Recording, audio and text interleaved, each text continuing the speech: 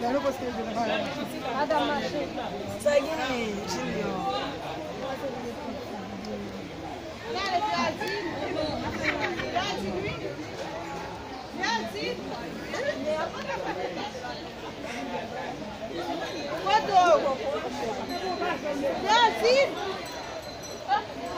Eh, voilà, votre là.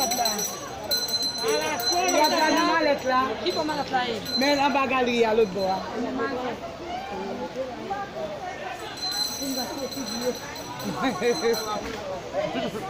Grazie Guillaume, on ne va pas me faire. Grazie Vintage, on ne va pas